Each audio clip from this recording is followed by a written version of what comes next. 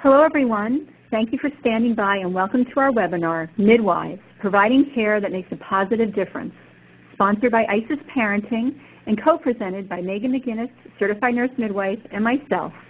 My name is Chris Just. I'm the Executive Director of Prenatal Education here at ISIS, a Certified Nurse Midwife, and also your moderator this evening, along with Nancy Holtzman, VP of Clinical Content and Pediatric Nurse, who will be typing with you in the chat room. During the presentation, all participants will be in a listen-only mode. However, you may submit questions to the speakers at any time by typing them through the chat feature located to the left of your screen, or direct them to us on Twitter using our handle @ISIS_parenting. We'll also take questions at the end of the presentation. Today's webinar is being recorded, and all of you will receive a link to the recording early next week. So if you missed something or need to step away for any reason, that's okay. IsisParenting is proud to host this evening's webinar. ISIS is the nation's most trusted prenatal and early parenting destination. We provide innovative programs and a highly edited selection of products for expecting and new families in our 4 Boston area centers and online at IsisParenting.com. As I mentioned, I'm Chris Just, and I'm the co-presenter and your moderator for tonight. And now it's my pleasure to introduce our guest presenter for this evening. MacInnes received her certificate in midwifery from the University of Medicine and Dentistry of New Jersey in 1984, and her master's degree in nursing from SUNY Stony Brook in 1995. She started her career at Lincoln Hospital in the South Bronx. After moving to New Jersey, Megan started a private home birth practice. Since relocating to Metro Boston in 1988, Megan has been practicing midwifery at Mount Auburn Hospital. She has caught over several thousand babies. It is impossible not to be drawn into the circle of life when attending the birth of a child, states Megan. She does her best to bring the same level of personal energy to every prenatal and annual gynecological visit. Megan is a strong supporter of a women's choice in childbirth and gynecological care. She also teaches hypnobirthing classes, and she started the alternative insemination practice at the Arlington office where she practices. Megan has a wonderful wife and family, which includes 4 children and 1 stepchild, ranging in ages from 24 to 7 years old. She recently became a new grandma. In her spare time, she gardens and travels, but mostly enjoys spending time with her family. Welcome, Megan. Thank you for joining us. Thanks so much, Chris, for inviting me. And now we're going to go ahead and get started. Midwifery is an ancient commitment and a modern success story, and midwife means with women. And midwives have served women during childbirth since the dawn of recorded history in all parts of the world. This ancient commitment has been transformed into a modern success story. Although historically midwives were honored for their contributions to maternity care, modern midwives are distinguished from their earlier predecessors by their education, professional activity, and integration into the current healthcare system. Today's midwives meet all the well women needs of clients from adolescence through the senior years. Nurse midwifery came to the United States in 1925 when British-trained midwife Mary Breckinridge committed significant knowledge, talent, and financial resources to send American public health nurses to England to be educated as midwives. Some of you may have been watching the show on PBS called The Midwife, and if you haven't seen it yet, it's on Sundays at 8 p.m., and it's an excellent story, a true life story about a midwife in England in the mid-1900s. I highly recommend it. The midwives that were trained in England under Mary Breckinridge, when they returned to the U.S., they dedicated themselves to people of the Appalachian area. They established nurse midwifery as a model for primary health care for women, and they proved that nurse midwifery is safe, that it improves outcomes, and that it provides access to care for our nation's most vulnerable populations. The first description of this early nurse midwifery practice included data on maternal and neonatal morbidity and mortality, and demonstrated that the early dedication to research of the midwifery profession in this country. This study documented stillbirth and neonatal mortality rates 1/3 less than the comparable national and local rates. And, you know, since the 87 years ago or whatever that Mary introduced nurse midwives to the backwoods of Kentucky, studies have time and again and publications have documented the effectiveness of midwifery care. And these publications have been invaluable not only in making the public aware of the services that midwives have to offer and why midwifery care is a viable option, but have helped young women and men choose a career in midwifery. And it's interesting, the number of births in 2009, that's the most recent year for which final birth data are available from the National Center of Health Statistics. But it was showing that over 300,000 births were attended by nurse midwives, and that was 11.4% of all vaginal births and 7.6% of the total of all births in the United States. And in 2009 in Massachusetts, CNMs attended 14.8% of all births. And this is a picture of a lovely group of midwives that I work with. And there's about 11,000 certified nurse midwives and certified midwives in the United States.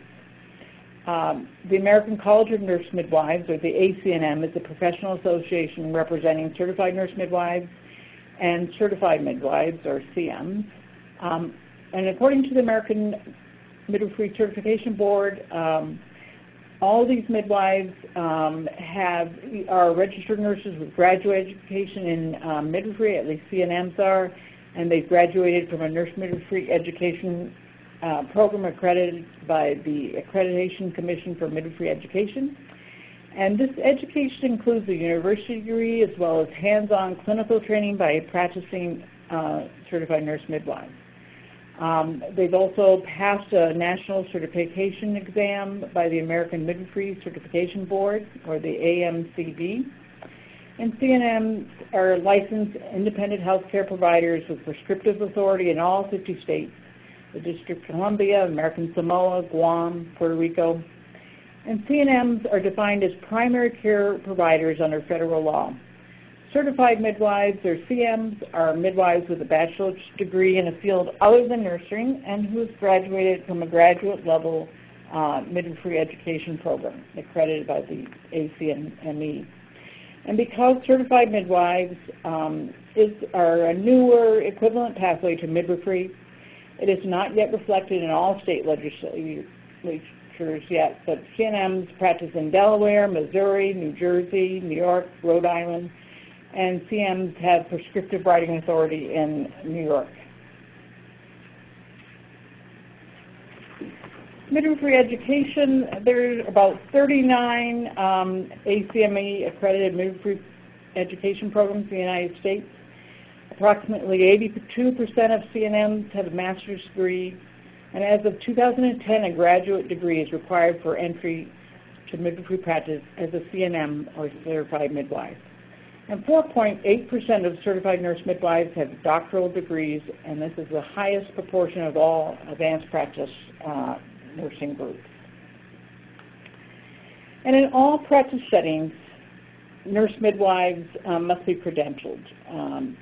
And the information on credentialing is in demand from increased number of managed care organizations wanting midwives, an appreciation of the contribution of nurse midwives toward providing access to quality health care, and more consumers seeking midwifery care. And there's mandates requiring credentialing for all licensed providers.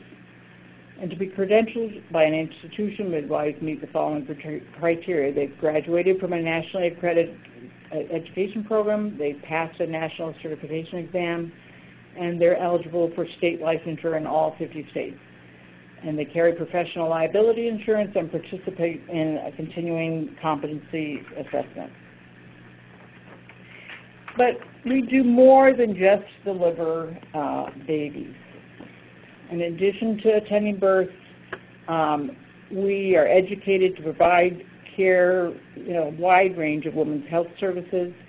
53% of certified nurse midwives or certified midwives identify that they take care of reproductive care in women, and then another 33% identify primary care as their main responsibilities in their full-time positions.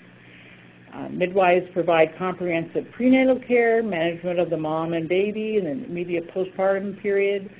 We provide gynecological care for women from adolescence through their senior years. This care includes pap smears, breast exams, yearly physical exams, preventive care, cancer screening, management of common illnesses, menopause counseling and therapy. Midwives provide family planning services, including counseling regarding natural family planning, prescribing birth control pills, inserting IUDs, implants. Some midwives expand their scope of practice and they may serve as first surgical assistant C-sections, perform circumcisions, colposcopies, ultrasounds, and other procedures. Other midwives are faculty in nurse midwifery education programs, schools of medicine, schools of nursing, and public health is another area of service utilizing expertise of midwives. Midwifery care is based upon a very clearly defined philosophy. Midwives focus on prevention and education. Studies have shown that nurse midwives spend 1/3 of a client's visit time on education and counseling. Nurse midwives view pregnancy and birth, menses, and menopause as normal processes, not as diseases. We provide compassionate, family-centered care that is culturally appropriate and culturally sensitive. Nurse midwives encourage women's participation in decision-making. And finally, nurse midwives use technology and interventions appropriately with decisions made on an individual basis. Centering pregnancy. I wanted to include this in our presentation because centering pregnancy was originally developed by a certified nurse midwife. And it's now evolved into the Centering Healthcare Institute, where there's also centering parenting, centering diabetes.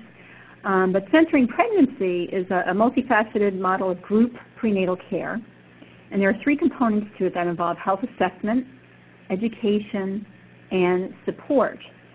And it's a model where about 8 to 12 women with similar gestational ages meet together. They learn self-care skills, they participate in facilitated discussion, and they develop a support network with the other members of their group. And each prenatal group meets for about 10 sessions throughout their pregnancy and early postpartum. And the practitioner, quite often a nurse midwife, meets with them in this group space and completes standard physical health assessments. This model of care is unique and very effective. Women are empowered to choose health-promoting behaviors, and their outcomes have been shown to improve. Specifically, we've seen increased birth weight and gestational age of mothers that deliver preterm, and the satisfaction expressed by both the women and their providers has been high. So it supports the effectiveness of this model for the delivery of care. Midwifery care is primary health care. National studies documenting the practice of midwives find that 90% of visits to nurse midwives are for primary preventative care. 70% of visits are for care during pregnancy and after birth, and 20% are for general women's health care. 10% of visits are for labor and birth.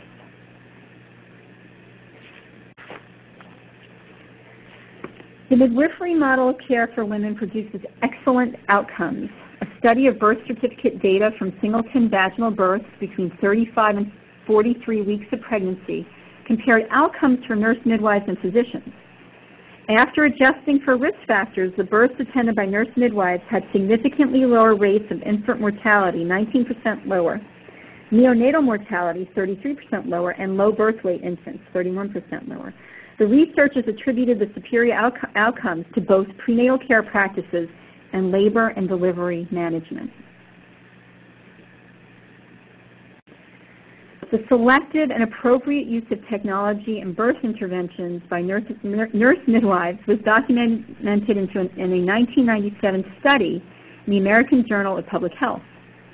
This study demonstrated that the pattern of obstetric care provided by nurse midwives differed from family practice physicians and obstetricians.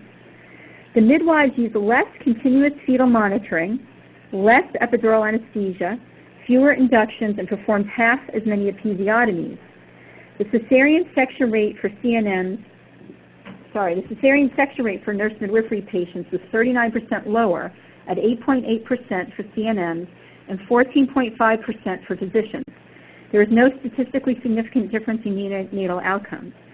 Since the publication of the study, however, national C-section rates have skyrocketed to over 30%, making midwifery care increasingly important to stem this rising epidemic of cesarean rates.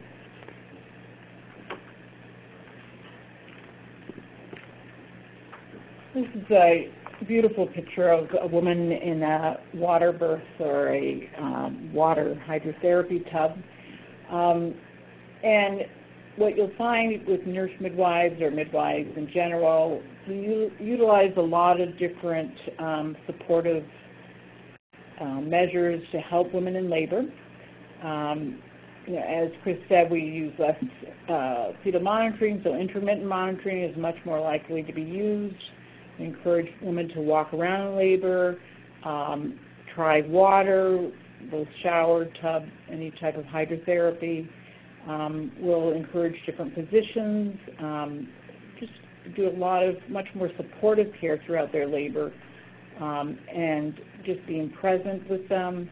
All these sort of things help really provide that high-touch, low-tech approach, which is a hallmark of midwifery care. And in many institutions, or some institutions, water birth is an option for women now, and usually it's midwives that are at the forefront of providing that care. Another aspect of the midwifery model of care that contributes to excellent outcomes is the type of prenatal care provided by midwife physician teams. Midwives listen to women they serve. They encourage women to ask questions and become actively involved in their own care. They also advise women on lifestyle changes, educate women about pregnancy and birth, order necessary laboratory tests and medical interventions, and provide ongoing emotional support to the woman and her family.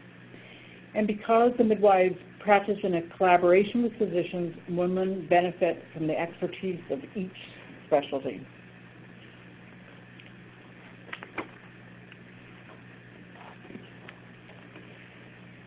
Patients prefer practices where midwives are part of the team of care providers. Midwifery care also leads to higher levels of patient satisfaction.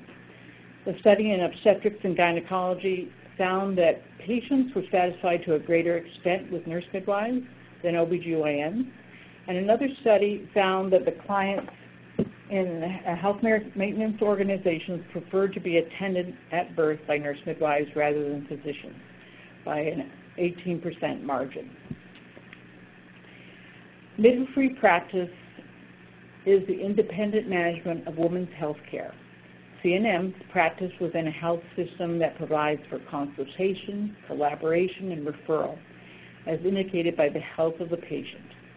According to the ACNM Physician Statement on Collaborative Management and Midwifery Practice, CNMs and certified midwives support women as partners in healthcare choices and practice in accord with the current standards for the practice of nurse midwifery as defined by the American College of Nurse Midwives. There are three mechanisms for collaborative practice: consultation, collaboration, and referral. In consultation, a midwife who maintains primary care or responsibility for a woman's care seeks the advice of a physician or another member of the healthcare team. In collaboration, a midwife and a physician jointly manage the care of a woman or her newborn if it has become complicated. According to a mutually agreed upon plan, the midwife may still manage the birth or may provide care, education, and support when the physician assumes a primary management role. The collaborative process is fluid and flexible, and it's described in clinical practice guidelines. And in referral, the midwife directs the client to a physician or another healthcare professional for complete management of a particular problem or aspect of the client's care.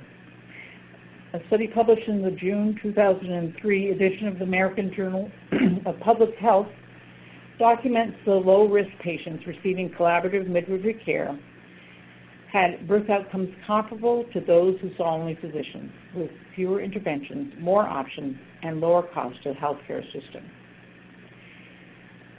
Earlier this year, in 2012, Governor Deval Patrick signed House Bill 3815, which is an act relative to enhancing the practice of nurse midwives.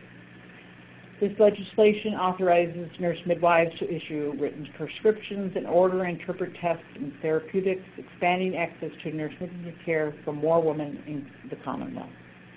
The legislation will eliminate the requirement of nurse midwives to practice as part of a team that includes a licensing physician with admitting privileges. Instead, nurse midwives will be required to practice within a healthcare system and have clinical relationships with OBGYNs that will provide consultation and referral. So where are nurse midwives providing all this high-quality care? In 2005, the reported sources of employment for midwifery practice were, as you can see in this slide, nurse midwives may be employees of a physician, may be employed by the same managed care entity as a physician, or may be an employee of any legal business structure. Some nurse midwives own their own practice and hire a physician as a consultant. And where do midwives attend births? In 2009, 96.1% of CNM or CM attended births occurred in hospitals. 2% occurred in freestanding birth centers, and 1.8% occurred in homes. More than 50% of certified nurse midwives or certified midwives list physician practices or hospitals/medical centers as their principal employers.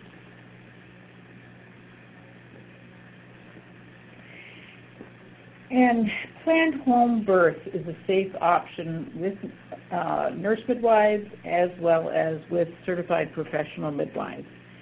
And I just want to be clear about the differences of the different midwives. So certified professional midwives prepare for a national certification exam administered by the North American Registry of Midwives, or NARM, in different ways. There are two primary pathways for CPMs to get their education.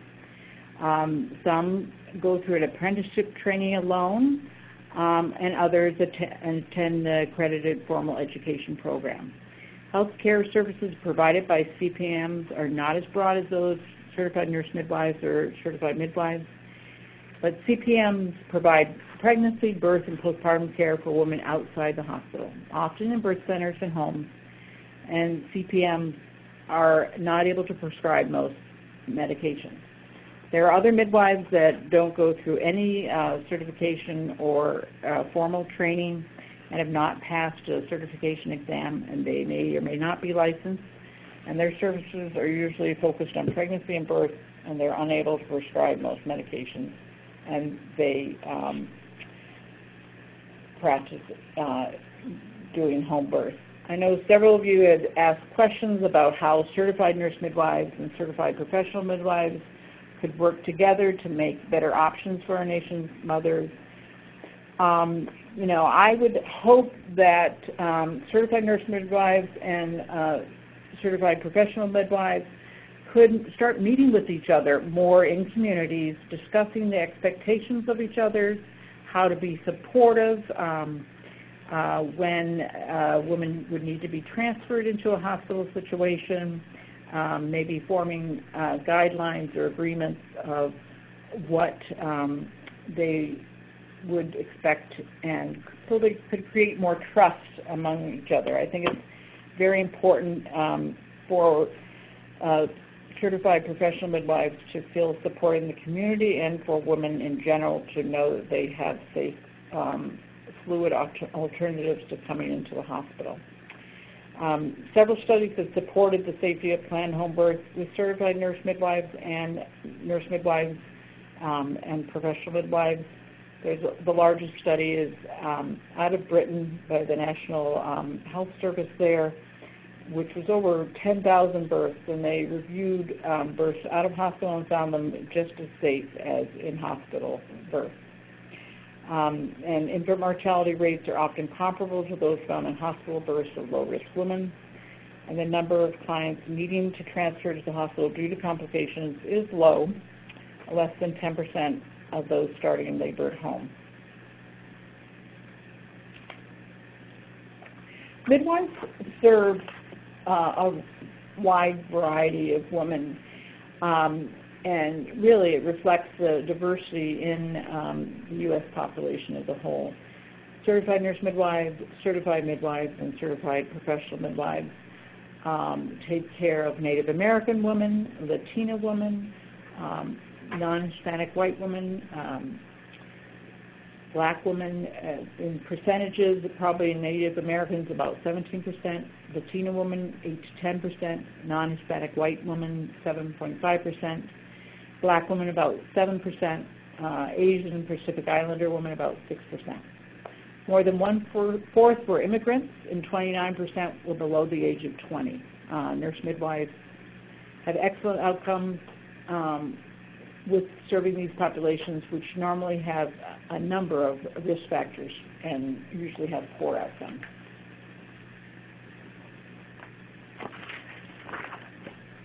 Okay, so midwifery research.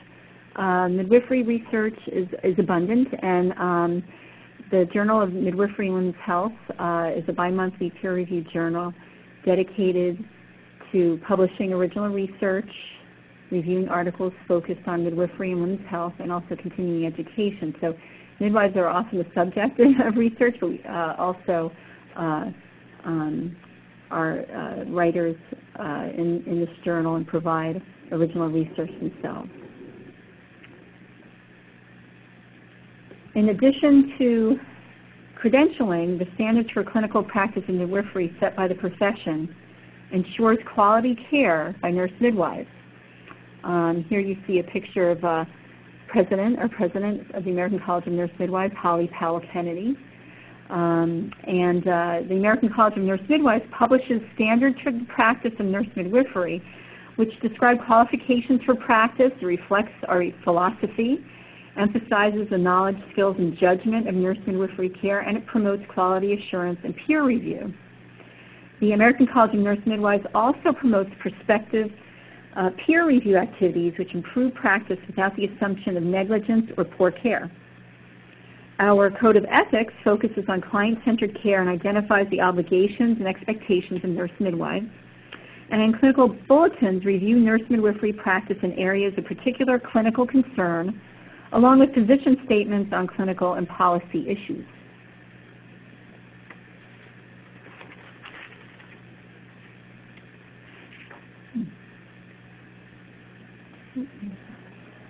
Sorry, our slides are being a little sticky. So professional liability insurance is available for certified nurse midwives and certified midwives. Many institutions provide this coverage through a policy for their employees.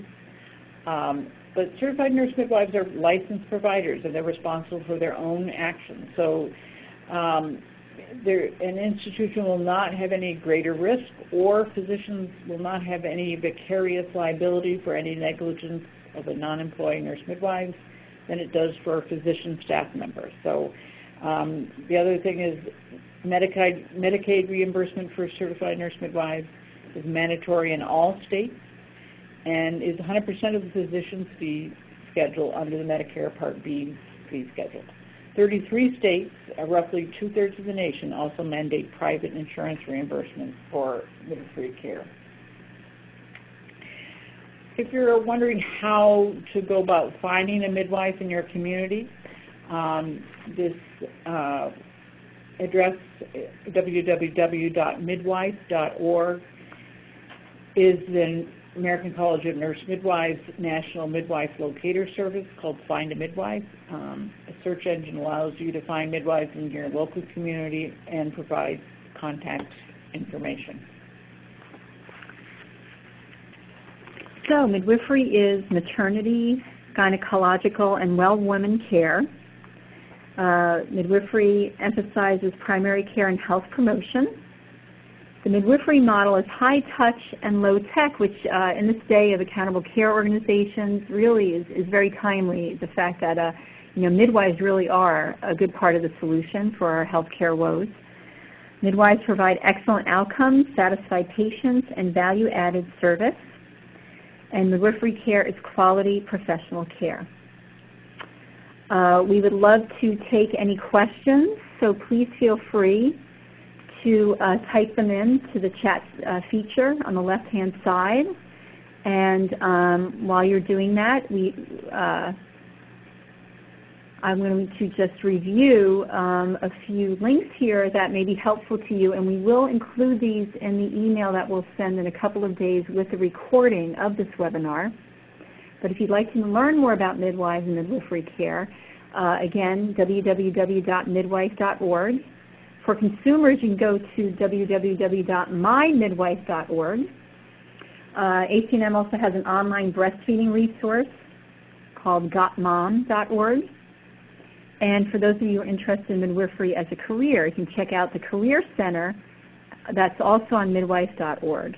Okay, and it will also provide midwifery education information. Okay, Megan, I have some questions here. Are all CNMs and CMs directly supervised by OBs?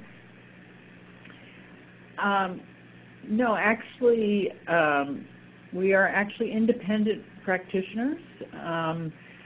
So we're not directly supervised, and we usually have a collaborative agreement or practice agreement with OB/GYN physicians, but we don't need to be directly supervised anymore by MDs. And it says, there's another question, which states do CMs practice, and do they mandate private insurance? I know we had that listed in one of our slides. I don't have it memorized, so I have to look it up for you. But we did mention it before. Here we go. CMs practice in Delaware, Missouri, New Jersey, New York, and Rhode Island, and CMs have prescription writing authority in New York. Do they mandate private insurance reimbursement? I would guess yes, but I'm not sure. I would think you would have to check with your individual state to see if they would cover certified midwives. But usually where they are allowed to practice, they will, health insurance would cover their care. Right. Any other questions out there? I see we have a question here about how do midwives differ from doulas? Midwives are really taking care of women and doing the medical management, the obstetrical management of a woman in her labor and birth. Doulas are lay persons who've taken usually some sort of training program where they help support women. So couples would really contract with a woman to help them in labor, and they're not part of the hospital system. They're not, paid by them. They're paid by the couple themselves, and they're there for themselves to be with them throughout their labor and birth, providing other support for themselves. Okay. Let's see. Someone asked a question here, will anyone address the expectations of midwifery possibly outpacing the use of OB/GYNs assisted births? I don't know I don't think that's in our near future, but that would be interesting. Yeah. We'll have to see. I would say we'd have to really increase the number of midwifery programs, also support for education through grants, and because I think it's difficult for a lot of women to be able to afford midwifery training. So we'd have to have support in that aspect of things. But maybe in 50 years, we'll be maybe 50%, doing 50% all births in the United States. That would be lovely to see. And I see a question here. It says, can you foresee an increase in births moving toward home births or freestanding birth centers? Would you consider home births to be as safe as birthing in a hospital for healthy women without chronic disease? I think there are more births heading towards home births because women want more options in care, and if hospitals are willing to provide those options in hospital, then that will help discourage home births. But women want to be able to direct their own care. So if there are more midwives that are providing care and more women choosing their own destiny, then I think, yes, home births will increase. And I know the CNM did meet with other midwifery organizations to come up with a statement supporting home birth as a choice for women. I just wanted to mention that. Do all states allow CNM and CMs to attend home births without limitations? I don't believe so. Well, CMs are only available in the states that we listed. Yeah, so I think there are certain limitations to home births in certain states, so you'd have to check with your state board to see if there's any regulation in home birth by nurse midwives or certified midwives. And then another question, are CNMs prohibited in any states from taking certain clients, such as VBAC or twins? Not that I know of. I don't think anybody's restricted for taking certain clients like that. Yeah, I haven't heard of that either. I think that with twins it may be the presentation depends on the presentation. You have your your OB there for backup, but for VBAC I've never heard of that. No. Personally. Yeah. So I think that we're at the end now of our questions. I do want to thank the American College of Nurse Midwives for permission to use slides from their presentation, Midwives Changing Healthcare for the Better. And I did want to remind you all that you will receive a recording within the next couple of days. And I want to thank Megan for joining us today and sharing this valuable information with our audience. I want to thank all of you for attending as well. So thank you very much and have a great evening. Thank you.